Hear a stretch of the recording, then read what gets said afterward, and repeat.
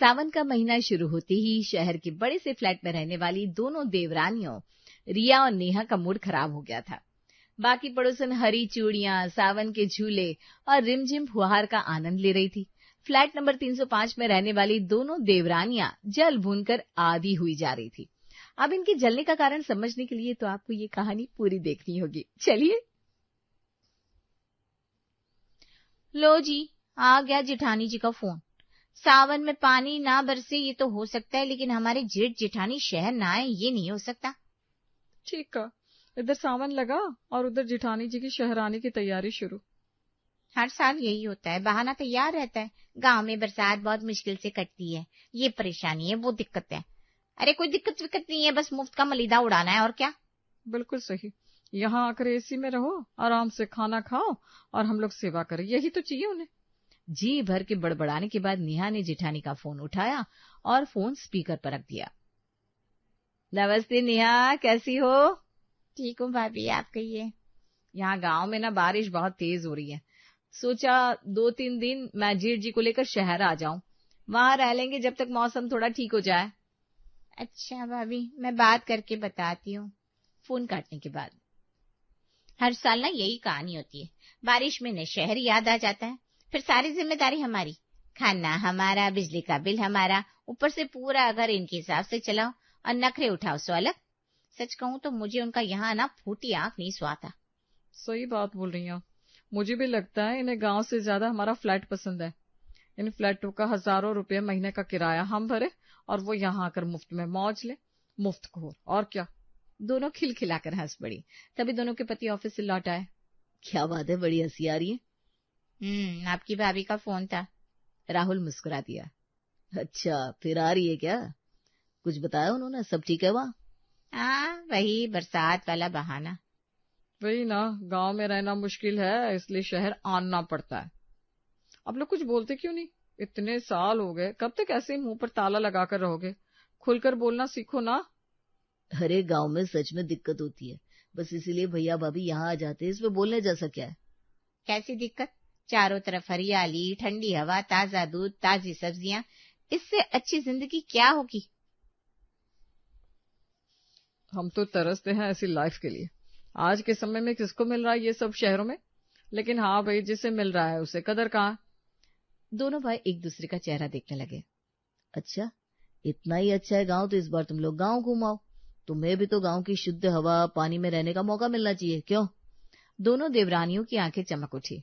सच? क्या हम सच में गांव जा सकते हैं? हाँ भाई, भाभी के आने से पहले तुम दोनों गांव चले जाओ। तुम उन्हें सरप्राइज दे दो। और वैसे भी भाभी कोई तुम्हें गांव आने से रोकती थोड़ी ना है। बस तुम लोगों को असुविधा ना हो इसलिए कभी गांव आने के लिए दबाव नहीं बनाती। तो ठीक है, बस तय रहा, इस बार हम गांव जाएंगे। और इस बार मुफ्त की रोटियां हम खाएंगे। मुफ्त की ही नहीं, बिना मेहनत की भी खाएंगे, क्योंकि गांव में तो भाभी चूल्हे पर खाना बनाती है और हम ठहरे शहर के लोग, हमें कौन सा चूल्हा जलाना आता है। बस मैं तो वहां जाकर आराम से बैठे बैठे भाभी को रोज नई नई रेसिपी बताकर खाने के लिए ऑर्डर दे दूंगी और गरम गरम खाने का लुत्फ उठाऊंगी। दोनों अगले 3 दिन में अपनी अपनी फैमिली के साथ गांव पहुंच गई थी। बारिश के बाद धुली हुई सड़कें, दूर दूर तक फैले हरे खेत, आम के पेड़, मिट्टी की खुशबू और ठंडी हवा देखकर दोनों की खुशी का ठिकाना नहीं रहा। अरे वाह, कितना सुंदर है। सच में लगता है किसी रिसोर्ट में आ गए। अरे वाह, तुम लोग आ गए। उसने सबसे पहले दोनों देवरानियों को गले लगा लिया। पहले बताया होता तो मैं रास्ते तक लेने आ जाती, कुछ इंतजाम करवा लेती।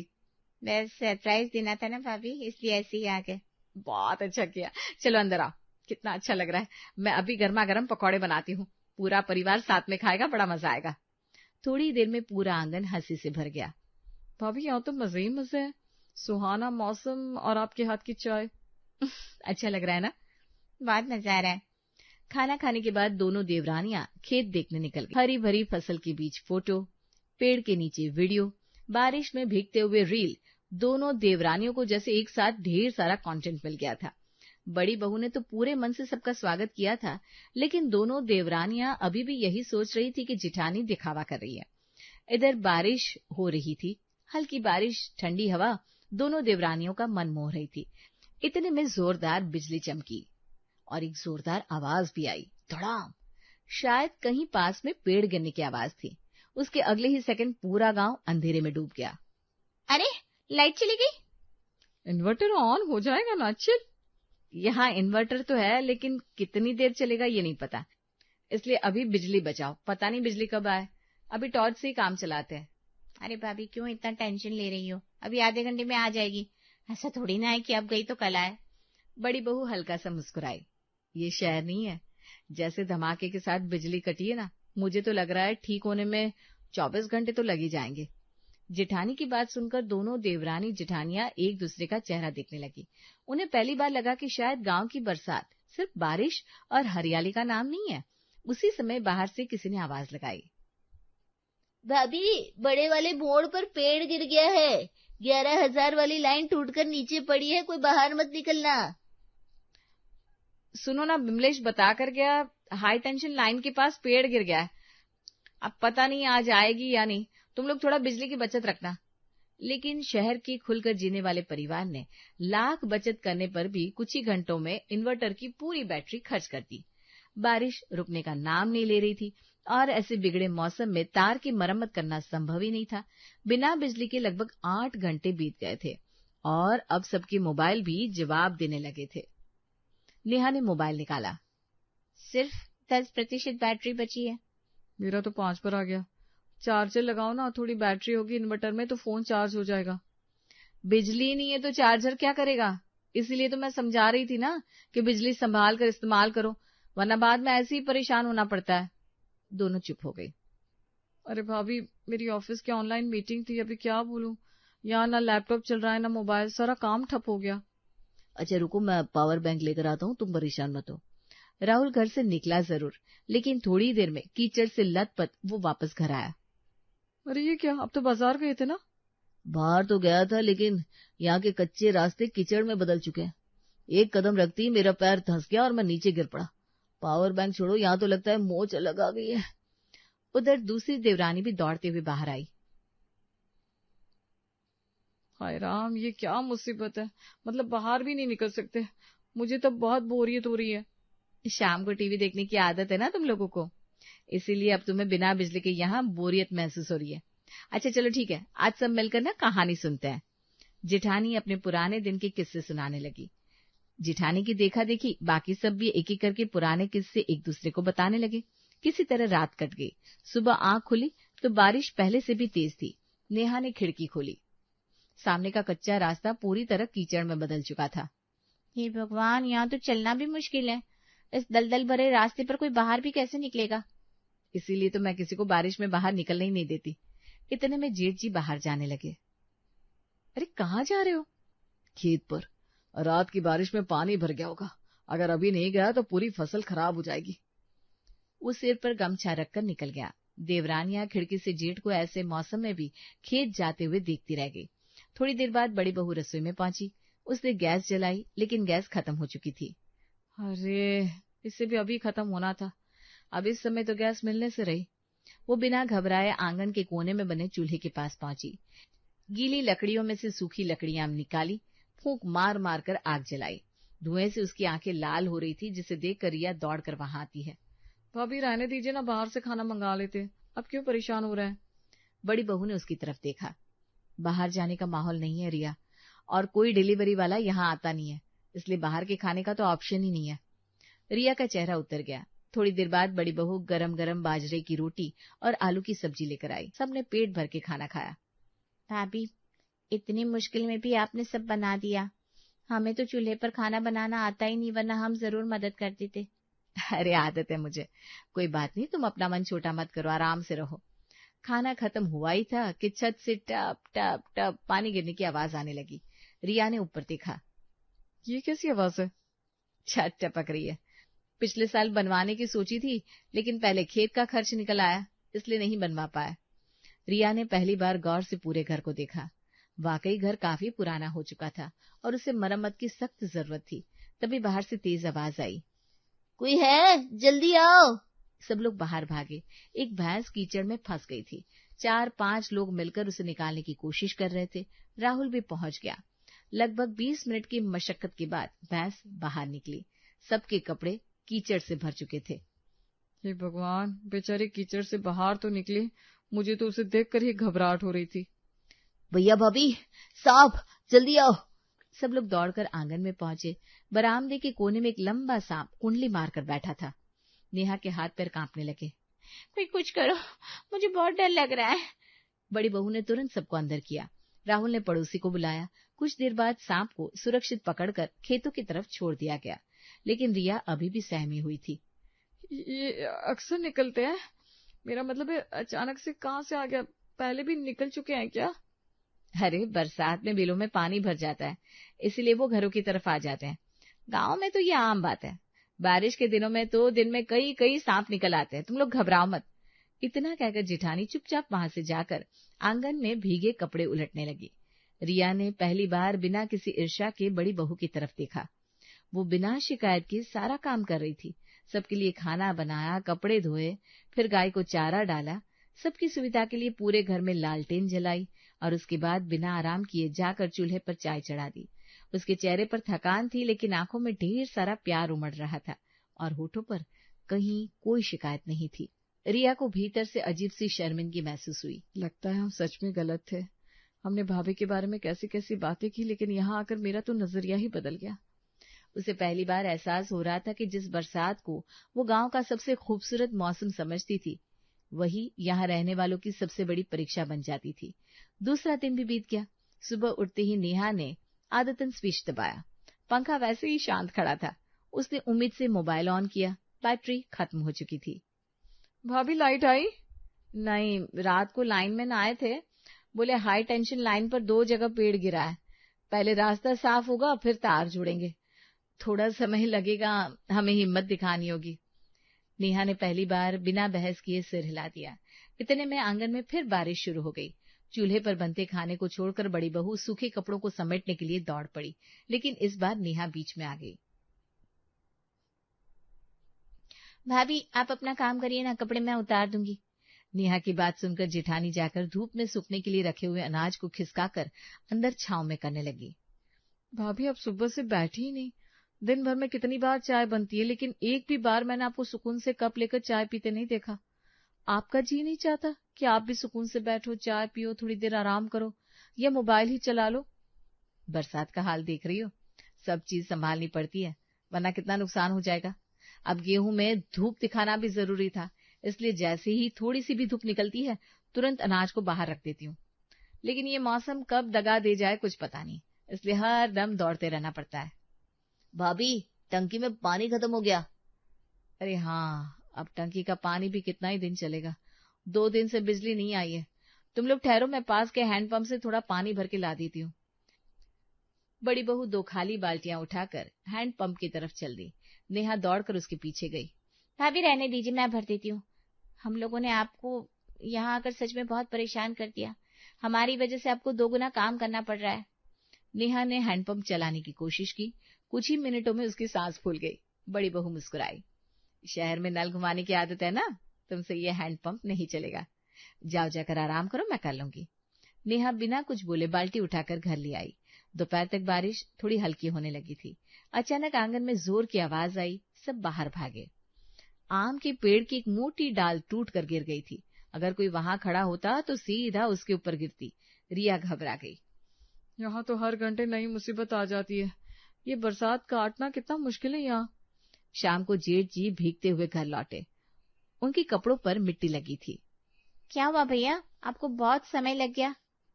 खेत की मेड़ टूट गई थी, आधा दिन वही निकल गया, लेकिन अब सब ठीक है। रात को सब लालटेन की रोशनी में खाना खा रहे थे। अचानक बाहर से आवाज आई, बिजली आ गई, बिजली आ गई। सभी लोग खुशी से बाहर भागे। स्विच ऑन किया। 1 सेकंड के लिए बल्ब जला, फिर फ्यूज की आवाज आई और पूरा गांव फिर अंधेरे में डूब गया। पड़ोसी दूर से चिल्लाया, लो, फिर तार टूट गया। सबके चेहरे उतर गए। रिया ने गहरी सांस ली। अब समझ में आया भाभी, आप हर साल क्यों आती हैं। बड़ी बहू चुप रही। नेहा उसकी चारपाई के पास आकर बैठ गई। भाभी, उस दिन आपने जब शहर आने की बात की ना, तो मुझे आपसे उस तरह से बात नहीं करनी चाहिए थी। मुझे माफ कर देना भाभी। अरे पगली, तुमने गांव की बरसात देखी कहाँ थी, इसलिए तुम्हारे मन में जरूर कोई बात आई होगी। रिया की आंखें भर आई। आप ठीक कह रही है भाभी, हमें लगता था अब शहर मौज करने आती है, कोई काम ना करना पड़े, आराम से जिंदगी बिता सकूं, इसलिए आप गांव छोड़कर शहर की तरफ भागती हो। लेकिन आप तो इन मुश्किलों से बचने आती है। बड़ी बहू ने दोनों का हाथ पकड़ लिया। गांव मेरा घर है, इसे छोड़कर जाने का मन कभी नहीं करता, लेकिन मेरे दोनों बेटों की सुरक्षा कभी कभी मजबूर कर देती है। रात हो गई थी, लेकिन दिन भर में घटी हुई घटनाएं अभी भी उनके दिमाग में घूम रही थी। आंगन में सांप का निकलना, राहु का कीचड़ में पैर फंसना और तार का टूटकर गिरने के कारण बिजली का चले जाना। इस मौसम में कितना मुश्किल है ना ऐसी जगह पर रह पाना, खास तौर पर उन गांव में जहां आज भी बुनियादी सुविधाओं की कमी है। ये दलदल से ढके रास्ते पर निकलते समय हमेशा जान हालत में फंसी रहती होगी, और स्कूल जाने वालों के लिए भी ये कितनी परेशानी की बात है। आखिर स्कूल तक जाना भी कितना मुश्किल होता होगा। अगली सुबह बारिश थोड़ी थमी, मौसम आज थोड़ा साफ दिखाई दे रहा था। सब लोग शहर लौटने की तैयारी करने लगे। नेहा ने बड़ी बहू का बैग उठाया और उसमें उनका सामान पैक करने लगी। अरे ये क्यों, मेरा बैग क्यों पैक कर रही हो? क्योंकि इस बार आप भी हमारे साथ चल रही हैं। अरे नहीं, घर कौन देखेगा? तुमने देखा ना, यहाँ 10 काम है। घर बाद में देख लीजिएगा, पहले आप हमारी बात मानिए। अब हर साल आपको फोन करके वजह बताने की जरूरत नहीं है। बरसात शुरू होते ही आपका कमरा शहर में तैयार मिलेगा। और ये तो सिर्फ बरसात की बात है भाभी, मैं आपसे कुछ और भी कहना चाहती हूँ। आपके दोनों देवर शहर में आपके आशीर्वाद से अच्छा कमा रहे हैं। बड़े भाई साहब की मेहनत का ही परिणाम है कि ये दोनों बड़े कॉलेज में पढ़े, जिसके कारण आज उन्हें अच्छी नौकरियां मिली। आप दोनों ने हमारा जीवन संवारा, लेकिन आप आज भी इस छोटे से गांव में परेशानियों से जूझ रहे हैं। आप लोग भी हमारे साथ शहर में ही शिफ्ट हो जाइए ना, हम सब मिलजुल कर वहीं रहेंगे। आपको भी गांव में लौट कर आने की जरूरत क्या है। तुम दोनों के प्यार के लिए बहुत बहुत शुक्रिया, लेकिन मैंने तुझे बताया ना पगली कि गांव हमारा घर है। इस गांव की मिट्टी से बड़ा जुड़ाव है हमें, और थोड़ी तकलीफ आ जाए तो कोई घर छोड़कर भाग तो नहीं जाता ना। हाँ बस इतना ही सोच के निश्चिंत हो जाते हैं कि हम दोनों ने जैसी जिंदगी तुम लोगों के लिए चाही थी, तुम उससे भी बेहतर जिंदगी पा रहे हो। और फिर अपने छोटे देवर और देवरानियों के साथ समय बिताने के लिए तो हम हर साल आते ही हैं। चिंता की कोई बात नहीं, मन पर किसी तरह का बोझ मत रखो। ठीक है भाभी, अगर आप ही चाहती हैं कि हम आपकी जिद मान लें तो आपको भी हमारी जिद माननी होगी। आप लोग भी अपने अपने बैग तैयार करिए, हम सब साथ में शहर जाएंगे। और जब बारिश का मौसम पूरी तरह से बीत जाएगा ना, उसके बाद सब लोग मिलकर आपको वापस छोड़ने भी आएंगे। और हाँ, आगे से आपको बस में धक्का खाने की कोई जरूरत नहीं है। जब भी आपको शहर आना हो बस एक फोन मिला देना, और जब बारिश खत्म हो जाएगी तब हम सब आपको छोड़ने गांव आएंगे। बड़ी बहू की आंखें भर आई, वो कुछ नहीं बोल पाई। तीनों बहुएं एक दूसरे के गले लग गई। गाड़ी गांव से निकलने लगी। नेहा ने पीछे मुड़कर देखा। हरे भरे खेत अब भी उतने ही सुंदर थे। फर्क सिर्फ इतना था कि इस बार उसे उन खेतों के पीछे छिपी हर मुश्किल भी साफ दिखाई दे रही थी। हम अक्सर जिंदगी की भागदौड़ में अपने मन की शांति को भूल जाते हैं। हमें लगता है कि हम जितना भागेंगे उतना ही ज्यादा कुछ हासिल कर पाएंगे, लेकिन जब हम मंजिल को पा लेते हैं तो हमें एहसास होता है कि मन की शांति और सुकून तो कहीं पीछे ही छोड़ चुके हैं हम। कोठारी परिवार के मुखिया रमेश जी को मुंबई में आए कम से कम 35 साल हो गए थे। यहाँ उन्होंने एक छोटी सी फैक्ट्री से काम शुरू किया था, जूते बनाने का, और आज उनकी फैक्ट्री अच्छा खासा पैसा कमा रही थी। लेकिन मुंबई की भीड़, पोल्यूशन और हाई स्टैंडर्ड से अब उनका मन ऊब चुका था। अब तो मेरा सब्जी लाने जाने का मन ही नहीं करता। इतनी गंदगी, पोल्यूशन और भीड़ होती है जैसे सब कुछ फ्री में बट रहा है। ये मुंबई है माँ जी, यहाँ हर किसी को कुछ न कुछ पाना ही होता है, इसलिए बस भागे जा रहे हैं सब। हाँ, और देखो भागते हुए लोगों ने मेरा क्या हाल कर दिया। अरे माँ जी, ये क्या हुआ आपके पैरों को? ये तो छिल से गए हैं। अरे सब्जी लेने गई थी, ट्रैफिक इतना था, लोग रुकने को ही तैयार नहीं थे, बस मोटरसाइकिल में पैर फंस गया मेरा। लाइए तेल लगा देती हूँ। बहुत दर्द हो रहा होगा ना माँ जी? अरे नहीं, अब तो आदत सी हो गई है इन सब चीजों की। माँ आप मत जाया कीजिए ना, मैं ले आऊंगा सब्जी। अरे वो तो मुझे भी पता है कि तुम सब ले आओगे, लेकिन मैं सब्जी के बहाने बाहर की थोड़ी सी हवा ही खा लेती हूँ। लेकिन यहाँ हवा ही कहाँ है माँ, यहाँ बस प्रदूषण है जो हम ले रहे हैं। रमेश जी खड़े खड़े सब सुन रहे थे। उनके मन में ये ख्याल कई दिनों से चल रहा था, लेकिन आज मुंबई की भीड़, ट्रैफिक और शोर शराबे से परेशान होकर रमेश जी ने एक दिन ऐसा फैसला लिया जिससे पूरे परिवार की जिंदगी बदलने वाली थी। अब बस बहुत हुआ। क्या बहुत हुआ? अरे जिंदगी भर शहर में रह लिया, अब बाकी जिंदगी पहाड़ों में बिताऊंगा। पहाड़ों में? लेकिन यहाँ का काम पापा, फैक्ट्री? आजकल काम सब कुछ ऑनलाइन और फोन पर ही हो जाता है यारो। अब तो फैक्ट्री में इतने वर्कर रख दिए, ऑफिस जाने की भी जरूरत कहाँ पड़ती है। मैं तो कहीं से भी काम कर लूंगा। लेकिन जाएंगे कहाँ पापा, आपने कुछ सोचा है क्या? लवासा। सच? इतने सालों बाद? हाँ। वहां क्यों? लवासा से ही मेरी सारी यादें जुड़ी है। मैं अपने माता पिता के साथ लवासा हिल स्टेशन पर ही रहता था, लेकिन कुछ हासिल करने की चाह में यहाँ चला आया और यहाँ फिर ऐसा मशगूल हुआ कि जिंदगी कब बीत गई कुछ पता ही नहीं चला। लेकिन अब मेरा मन कहता है कि तुम सबको भी एक सुकून की जिंदगी मिलनी चाहिए, इसलिए हम फिर से लवासा की गोद में जा रहे हैं। तुम्हें पता है बहू, वहां की खिड़कियों से पहाड़, झरने, नदियां, ठंडी हवा सब कुछ दिखता है। इतना सुंदर नजारा होता है कि तुम्हारी आंखें उससे हट ही नहीं पाती। फिर तो हमें भी इंतजार रहेगा उस घर में जाने का माँ जी। कुछ ही महीनों बाद पूरा परिवार लवासा में अपने नए घर में रहने लगा।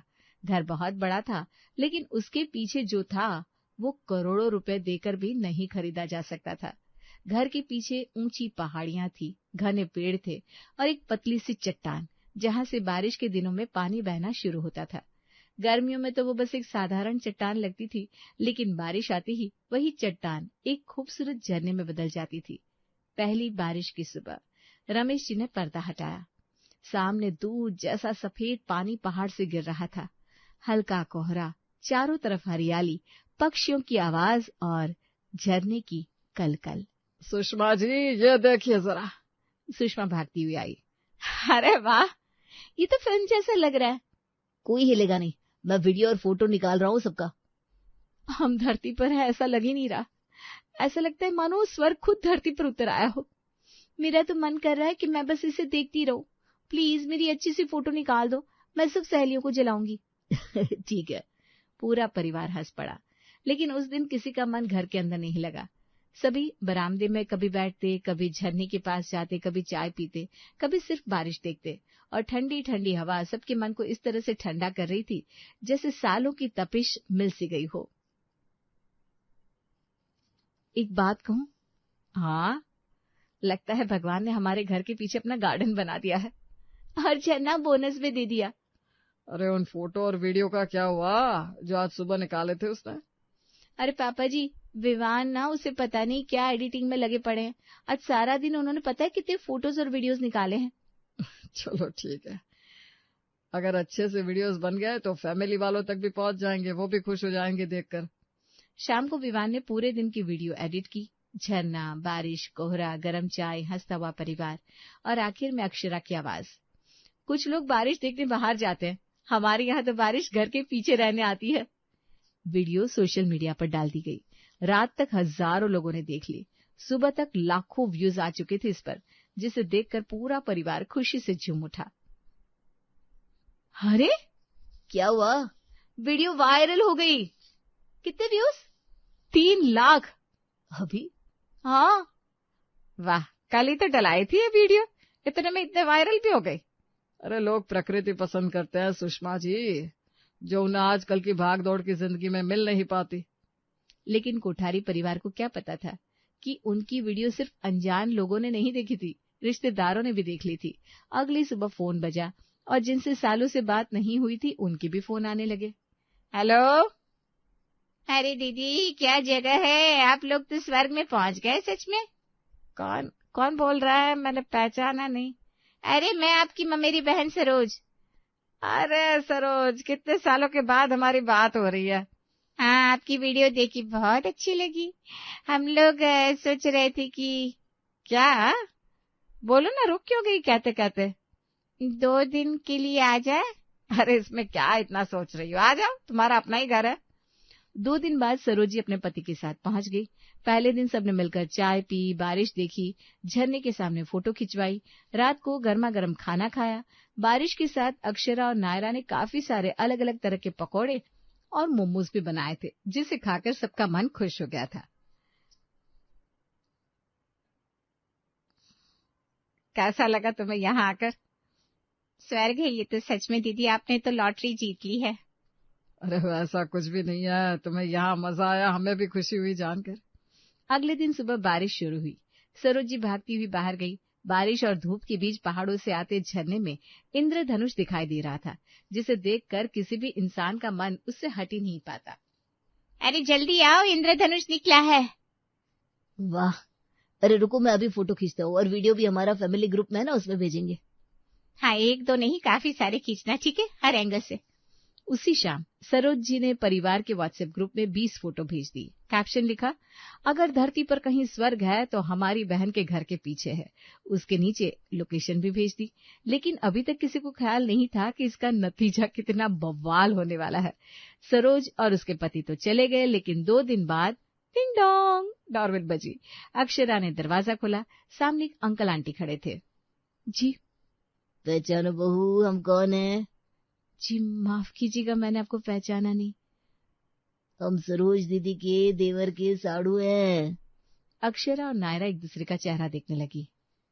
उन्होंने ही भेजा है हमें, कह रहे थे कि यहाँ स्वर्ग है आपके घर में। उसे बिल्कुल अंदाजा नहीं था कि ये तो सिर्फ पहला दरवाजा था। असली कहानी तो अभी शुरू होने वाली थी। बारिश का मौसम खत्म होने में अभी 1 महीना बाकी था, लेकिन अक्षरा और नायरा की हालत देखकर ऐसा लग रहा था जैसे दोनों ने पूरे साल किसी होटल की मैनेजरी की हो। एक दिन अक्षरा ने किचन का डिब्बा खोला। नायरा, क्या हुआ? बेसन खत्म। अरे कल ही तो 5 किलो आया था। कल 5 मेहमान भी तो आए थे। पकोड़े तो ऐसे खा रहे थे जैसे पकोड़े नहीं चूरन खा रहे हो। नायरा ने दूसरा डिब्बा खोला। चाय पत्ती भी खत्म है भाभी। चाय के बारे में तो पूछिए मत। बारिश और झरने में चाय सारे मेहमान लोग पानी की तरह पी रहे हैं। और दूध? 2 पैकेट बचे हैं बस। शाम तक खत्म हो जाएंगे। अगर अभी किसी ने भी चाय मांगी ना तो। उसी समय बाहर से आवाज आई, बहू जरा 4 कप चाय और बना देना। अक्षरा ने आंखें बंद कर ली, क्योंकि अब राशन के साथ उनका पेशेंस भी खत्म हो रहा था। कोठारी परिवार लवासा अपने मन की शांति के लिए आया था, लेकिन यहाँ शांति की जगह शोर ने ले ली थी। जिन रिश्तेदारों को वो जानते भी नहीं थे, वो भी कई कई दिनों तक उनके घर में रहने लगे थे। अब तो हालत ये हो गई थी कि डोरबेल बजती तो दोनों पहले खिड़की से झांकती थी। अगर हाथ में बैग दिख जाए तो समझ जाती थी आज फिर बारिश सस्ती और मेहमान महंगे पड़ने वाले हैं। लेकिन इस बार जो हुआ उसने पूरे परिवार को चौंका दिया। सुबह 9 बजे एक मिनी बस घर के बाहर आकर रुकी। ये किसका घर पूछ रहा है? पता नहीं। बस का दरवाजा खुला। एक एक करके 12 लोग नीचे उतरे। किसी के हाथ में कैमरा, किसी के हाथ में सेल्फी स्टिक, किसी के हाथ में रेनकोट। सबसे आगे खड़े अंकल मुस्कुराए। नमस्ते। नमस्ते। हम भोपाल से आए हैं। अच्छा, शर्मा जी ने भेजा है। कौन शर्मा जी? और वही जो पिछले महीने यहाँ आए थे, आपके भाई के ससुराल के पड़ोसी। उन्होंने ही हमें यहाँ भेजा है। कह रहे थे यही स्वर्ग है। और उन्होंने ये भी कहा था कि यहाँ की चाय और पकौड़े भी बहुत स्वादिष्ट है। अक्षरा और नायरा ने एक दूसरे को देखा। शाम तक कोई झरने के सामने योग कर रहा था, कोई लाइव आकर बोल रहा था, दोस्तों मैं अभी एक सीक्रेट लोकेशन पर हूँ। एक अंकल ने तो घर के बरामदे में लैपटॉप खोल लिया। अंकल क्या कर रहे हैं? वर्क फ्रॉम वाटरफॉल बेटा। क्या? ऑफिस वालों को लगता है मैं घर पर हूँ, इसलिए यहाँ छुट्टियां भी मना रहा हूँ और काम भी हो जाएगा मेरा। बहू तुम बस जरा थोड़ी सी मैगी बना दो। जी। अक्षरा को यकीन नहीं हो रहा था कि यहाँ लोग उनके घर को रिजॉर्ट बनाकर बैठे थे, जबकि बहुओं की खुद की हालत अब खस्ता कचौरी जैसी हो गई थी। 5 लोगों ने मोमोज मांगे हैं, 3 को मैगी चाहिए, 2 लोग पिज्जा मांग रहे हैं। एक अंकल बोल रहे हैं बारिश देखते हुए फिल्टर कॉफी का मजा ही अलग है। उनसे बोलो कॉफी के साथ कैफे भी खोल दें। कॉफी चाहिए उन्हें, कहाँ से आ जाते हैं। इस महीने चाय पत्ती 4 गुना, दूध 5 गुना, गैस 2 सिलेंडर ज्यादा, सब्जियां दुगनी, बिजली का बिल भी 2 गुना। और खुशी? अरे वो तो आधी हो गई है बस। मम्मी जी एक आइडिया है, अगर आप बुरा न माने तो बताओ। क्या? कल सुबह तक इंतजार कीजिए। मैंने और नायरा ने कुछ सोच रखा है। सारे मेहमानों के लिए एक सरप्राइज है। अगली सुबह जो भी मेहमान बाहर निकला उसकी आंखें खुली की खुली रह गई। घर के गेट पर एक बड़ा सा बोर्ड लगा था, बारिश दर्शन केंद्र, प्रवेश शुल्क 300 रुपया प्रति व्यक्ति। झरना देखने का टिकट 200 रुपए, सेल्फी पॉइंट 150 रुपए, रील बनाने का शुल्क 500 रुपए, मोमोज 250 रुपए प्लेट, मैगी 220, पकौड़े 280, गर्मा गर्म चाय 80 रुपए कप, झरने के सामने कुर्सी 100 रुपया प्रति घंटा, रात रुकना 2500 और सबसे नीचे रिश्तेदारों के लिए विशेष सुविधा। सब खुश हो गए। एक चाचा बोले, अच्छा ये सब तो बाहर वालों के लिए है, ऐसा हम रिश्तेदारों के लिए नहीं है ना बहू? नीचे भी पढ़ लीजिए ना चाचा। चाचा ने नीचे पढ़ा। रिश्तेदारों के लिए कोई डिस्काउंट नहीं, बल्कि सबसे पहले उन्हीं से टिकट लिया जाएगा। अरे बहू, हम तो अपने हैं भाई। इसीलिए तो पूरा किराया लगेगा। क्यों? बाहर वाले 2 घंटे रुकते, रिश्तेदार 2 हफ्ते। ये सब तो मजाक है ना? बिल्कुल नहीं। सच में पैसे लोगी? जी। अब आप लोग हमारे नए बिजनेस को सपोर्ट नहीं करेंगे तो कौन करेगा? लेकिन बारिश तो भगवान की है बहू, जो यहाँ बरस रही है, हम तो यही देखने आए हैं। बारिश भगवान की है, लेकिन गैस का सिलेंडर हमारा है, चाय पत्ती हमारी है, बेसन, दूध, ये सब भगवान फ्री में नहीं देते ना आंटी जी, वो सब हमें खरीदना पड़ता है। इसीलिए तो हमने ये बिजनेस आइडिया शुरू किया है। अक्षरा और नायरा अभी मेहमानों से बात कर ही रहे थे कि उसी समय एक नई कार गेट के बाहर आकर रुकी। सबने देखा 2 लोग उतरे। हम इंदौर से आए हैं। किसके यहाँ? आपके यहाँ। हमें जानते हैं आप? अरे हम आपके दादी सास के चचेरे भाई के लड़के हैं, आपने पहचाना नहीं हमें? बोर्ड पढ़ा ना आपने अंकल जी।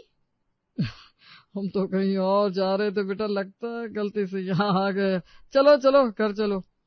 बड़ी जल्दी समझ में आ गया इन्हें। तो आप लोग अभी अभी अपने टिकट के पैसे लिखवा दीजिए। चलिए आ जाइए लाइन में। अरे बहू, मुझे तो अभी याद आ रहा है, मेरे ऑफिस के बड़े काम है, हमें तो अभी निकलना होगा। हाँ बहू, मुझे भी अभी याद आया कि मुझे भी ना घर जाकर बड़े सारे काम है। घर भी इतने दिनों से बंद है, साफ करना होगा। हम भी बस अपना सामान ही बांध रहे। चलो जी, आप खड़े क्यों यहाँ? ठीक है, अब आप लोगों को काम याद आ ही गया है तो हम आपको रोक नहीं सकते। अगली बार आपको पता है ना क्या रेट है हमारे नए बिजनेस की। आप किसी को भेजे तो बता दीजिएगा उन्हें भी, ठीक है? चलो चलो भाग्यवान। अब अचानक बारिश देखने वालों की संख्या कम हो गई, लेकिन जो भी आया पहले फोन करता, समय पूछता और 2 घंटे बाद वापस चला जाता। एक शाम पूरा परिवार बरामदे में बैठा था, हाथ में चाय, सामने झरना, ठंडी हवा, कोई डोरबेल नहीं, कोई आवाज नहीं। बहू 1 कप चाय और। कोई नहीं कह रहा था आज मोमोज बन जाएंगे, कोई नहीं पूछ रहा था वाईफाई का पासवर्ड क्या है, कोई सर नहीं खा रहा था। आज घर बिल्कुल घर जैसा ही लग रहा था, किसी होटल जैसा नहीं। आखिरकार अपने ही घर में मेहमान जैसा नहीं लग रहा। अब सही कहा, मुझे तो लग रहा है कि इन महीनों में मैंने होटल मैनेजमेंट कर लिए। लेकिन एक बोर्ड ने कमाल कर दिया, कुछ भी कहो। बहुओं ने क्या दिमाग लगाया। नहीं, बोर्ड ने नहीं, तुम दोनों बहुओं की अकल ने। अक्षरा मुस्कुराई। तभी डोरबेल बजी। सब एक दूसरे का चेहरा देखने लगे। है फिर आ गए? मैं देखती हूँ। बेटा बारिश देखने आए। टिकट ले लेंगे। चाय पैसे देकर पियेंगे। मोमोज पैसे देकर खाएंगे। रात रुकेंगे और उसके भी पैसे दे देंगे। अंकल, हमारा घर सच में कोई रिसोर्ट नहीं है, यहाँ कोई पैसे नहीं लिए जाते। प्लीज, आपको अगर फोटो लेना है तो ले लीजिए, लेकिन यहाँ मेहमानों का रुकना अलाउड नहीं है। ये तो सच में तुम दोनों का नया बिजनेस बन सकता है। हाँ बोल देते ना बेचारे अंकल को। नहीं नहीं, कोई बिजनेस नहीं करना है हमें। सारा दिन हम मोमोज और पकोड़े बनाते रहेंगे तो लवासा की इन शानदार वादियों का मजा कैसे लेंगे? सही कह रही है। हम यहाँ शांति और सुकून के लिए आए थे, फिर से पैसे कमाने की दौड़ में शामिल होना नहीं। और हाँ, एक और बात, बारिश आज भी उतनी ही सस्ती है, लेकिन बस हमारे मेहमान महंगे पड़ते जा रहे थे जो अब दिखाई नहीं देंगे। और फिर पूरे बरामदे में वही हंसी गूंज उठी।